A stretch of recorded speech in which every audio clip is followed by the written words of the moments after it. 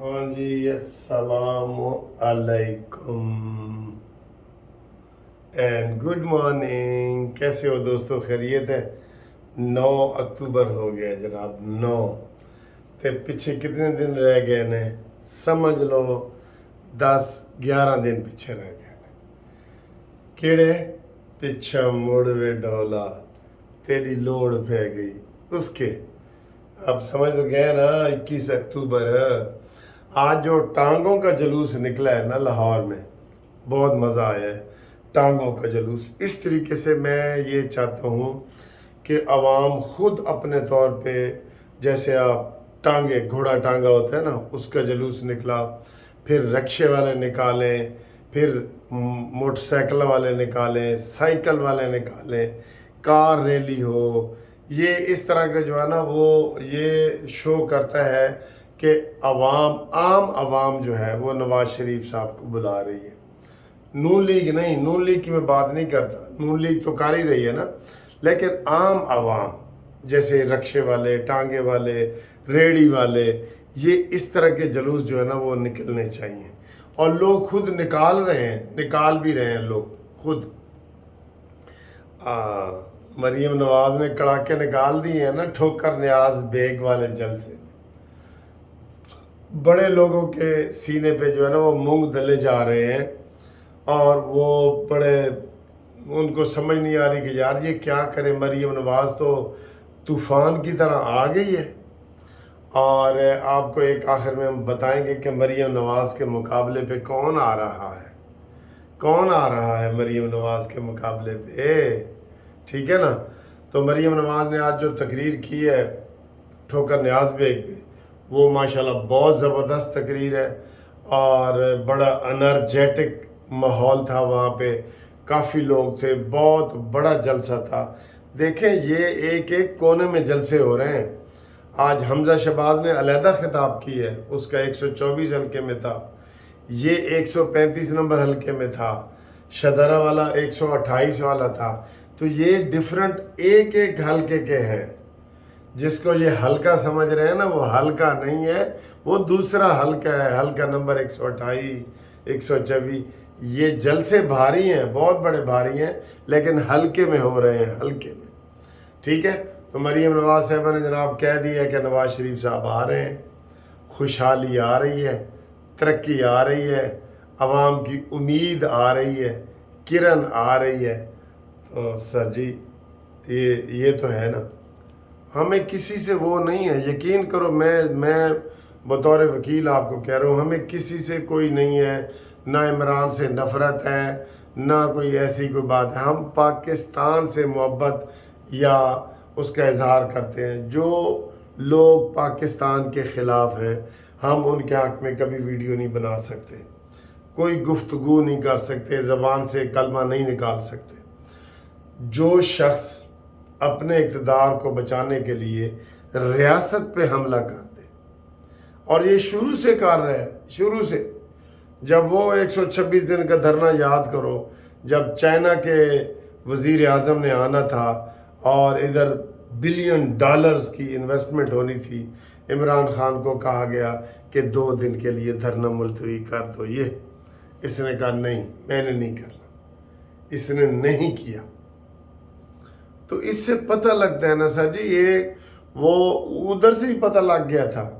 कहते देग ਦੇ ਵਿੱਚੋਂ ना थोड़े ਜਿਹੇ चावल चखो तो पता लग जाता भी ये नमकीन है, मिठी है, चीनी ज़्यादा है कि ये, आपको पता लग जाएगा ना इतने से चखने से।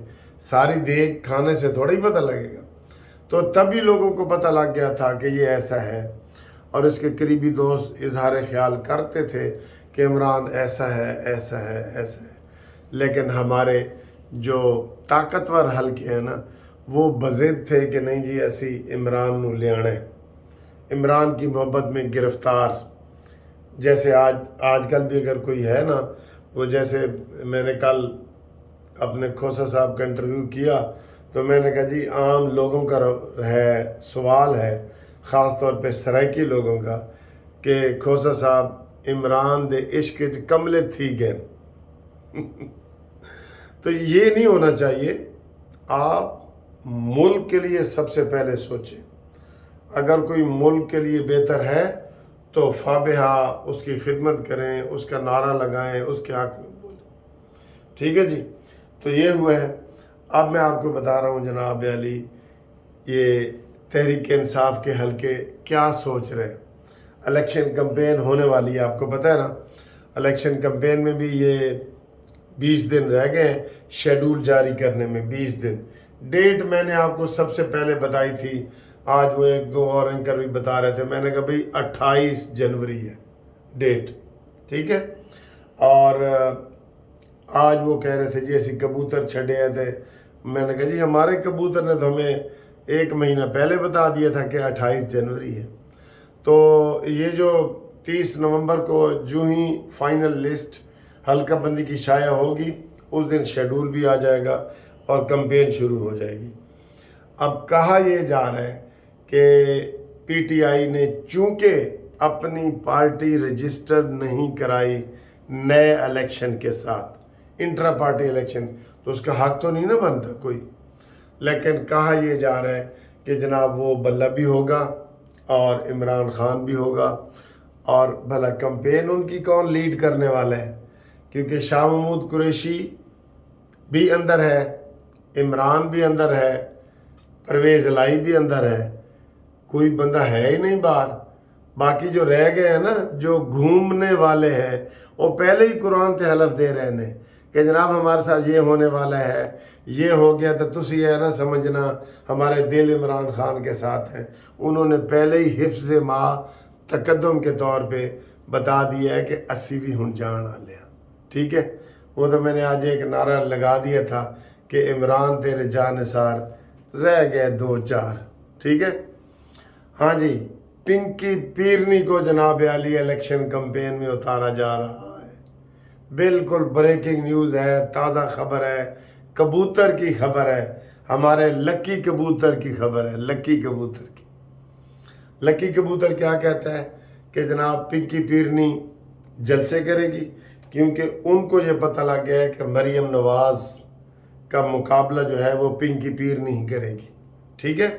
بلاول بھٹو وغیرہ بھی وہ لیڈیز کو آگے لانا چاہتے ہیں، آصفہ بھٹو اور جو دوسری آصفہ بھٹو کی چھوٹی بہن ہے، ٹھیک ہے، بختاور اور آصفہ، ان کے ذریعے وہ بھی کمپین کو آگے بڑھانا چاہتے ہیں، وہ بھی کریں گے۔